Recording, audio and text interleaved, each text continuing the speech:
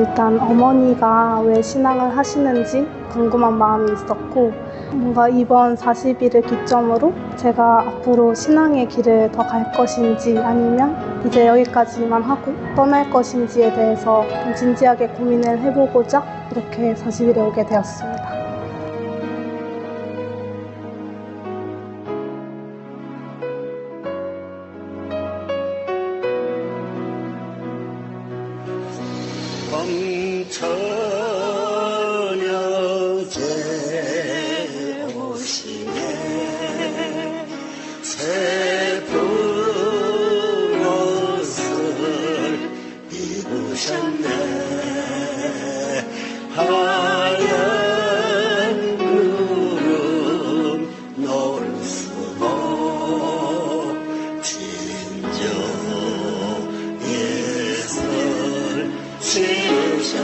강의를 들으면서 평소에 제가 인생에서 고민을 했던 그런 문제들이 있는데 거기에 대한 해답을 주시는 것 같았고 더 신앙의 뿌리를 잡을 수 있지 않았나 싶습니다.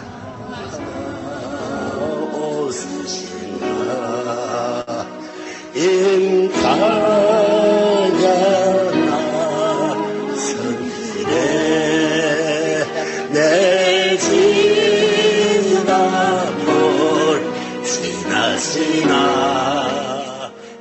40일을 지금까지 지내면서 신앙의 길을 걸어가보자 라는 결론에 도달했는데요.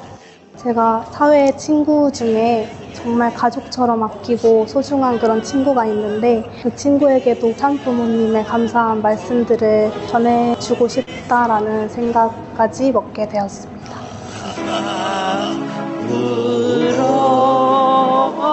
물어볼까나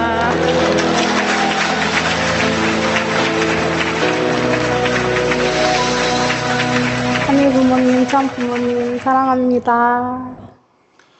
네, 박수 한번 주시면 감사하겠습니다.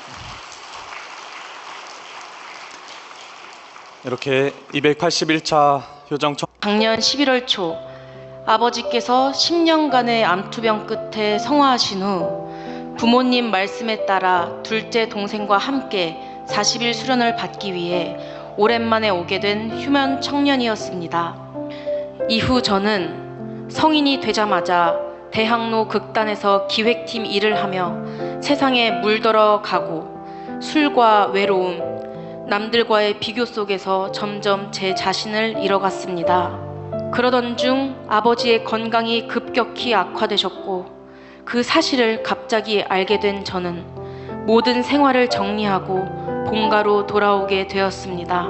아버지께서는 괴로운 항암 치료를 받으시면서도 끝까지 일을 놓지 않으셨습니다.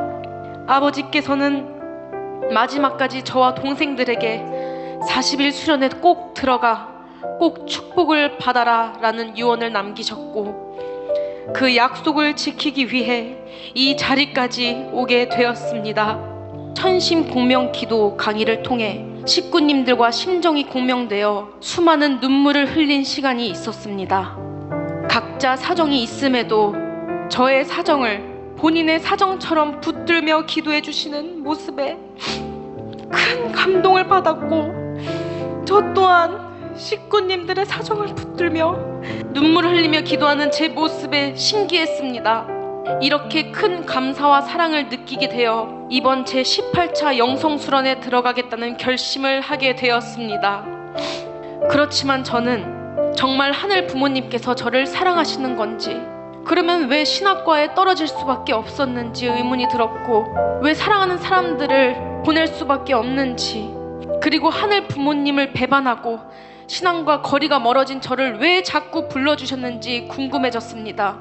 그때까지 저는 제가 세상에 잘 흔들리는 사람이니까 하늘 부모님이 다른 자녀들보다 나를 사랑하지 않는다고 생각했습니다. 그래서 철야 정성 중 합심 공명 기도 시간마다 울부짖으며 외쳤습니다. 대체 부모의 심정이 뭐길래 못난 자녀인 저를 왜 자꾸 불러주시나요? 제가 하늘 부모님이 원하시는 꿈을 어떻게 이루어드릴 수 있을까요? 그 뜻길을 알려주세요 라고 큰 소리로 기도했습니다. 저는 처음으로 하늘 부모님과 참 부모님께서 왜 그렇게 살아오실 수밖에 없었는지, 왜 그토록 자녀들을 부르며 묵묵히 기다리셨는지, 그 심정을 저의 부모님의 삶을 통해 체휼하게 되었습니다. 이제는 하늘 부모님과 참 부모님께서 저를 바라보실 때 슬픔의 눈빛이 아닌 기쁨과 환희의 눈빛으로 바라보실 수 있는 효녀가 되어야겠다고 생각했습니다. 지상에서 참 어머님과 함께할 수 있는 이 황금기에 더욱 심정을 불태워 세상 앞에 당당히 뜻을 알리며 세상 최고의 심정문화 예술 리더가 되어야겠다고 다짐했습니다. 하늘 부모님의 뜻을 당당히 밝히는 자랑스러운 효녀가 되겠습니다.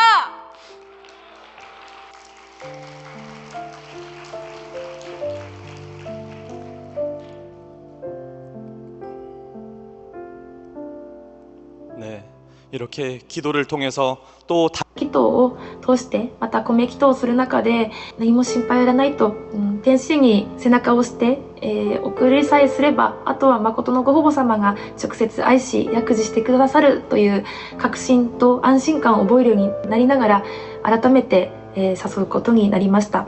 私自身実は今はうつ病を患って仕事ができなくなって休職し手当で生活していたタイミングだったので、逆に言えば私が働いてない期間が両親が40日修練会に行けるチャンスであり手当もあるので、全て導きだったんだと感謝することができるようになり、その中で今回後期費用と修練費を父と母にそれぞれプレゼントさせていただくようになりました。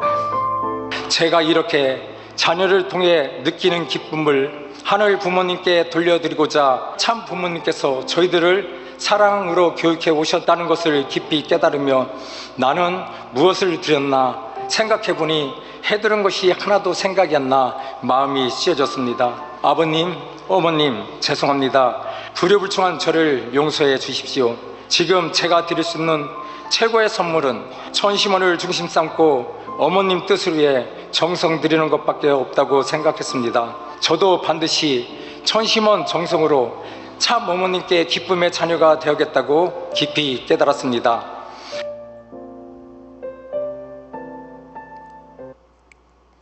네, 41수련회 몇 번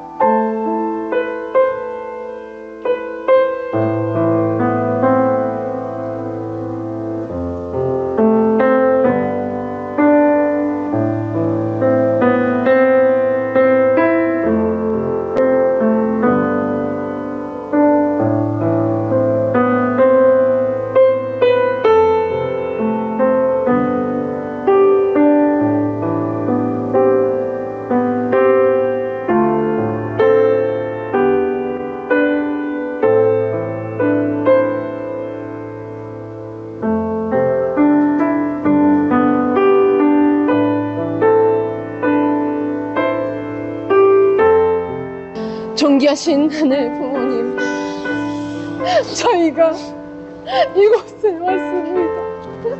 우리 어머님이 어떻게 이곳에 계실 수 있단 말입니까? 저희가 어떻게 어머님을 이곳에 보낼 수 있단 말입니까? 주변 사람들 누구를 믿어야 하며 누구에게 종을 줘야 하며 항상 전전긍긍하지는 않으셨을까?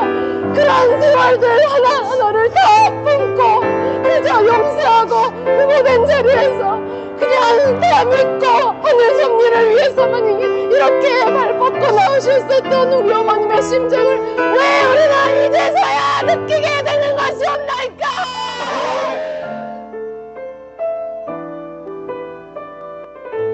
잘못했습니다, 아버님. 잘못했습니다, 대모님. 이제 민족의 대명절 추석절을 맞이하였습니다. 부모님, 우리 자녀들이 어찌 추석절을 보낼 수 있사오니까. 아버님, 우리 자녀들이 어찌 당신이 없는데 추석절을 맞이할 수 있사오니까.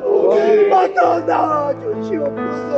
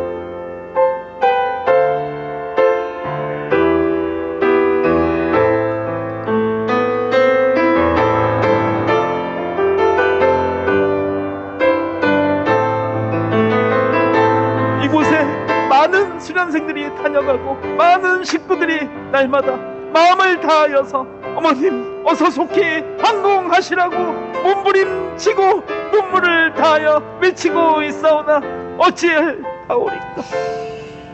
저희들은 이 기도회를 마치고 따뜻한 곳으로 돌아갈 수 있지만은 어머님께서 언제 항공하실지 저희들은 알지 못하기에 그저 답답한 가슴을 억누르며 소리쳐 기도하는데, 지금 이곳에서 기도하는 이 순간도 어머님의 해방 석방을 위하여 참사랑을 전하겠노라고 다짐하는 아들과 딸들의 소중한 정성에 한 방울 한 방울 눈물이 되고 한 땀 한 땀 돌멩이가 되어서 하늘이 감동하시고 역사하실 수 있는 그 한날을 어서 속히 맞이하고픈 이 우리들의 심정을 받아주시옵기를 간절히 바라옵고 남나이다.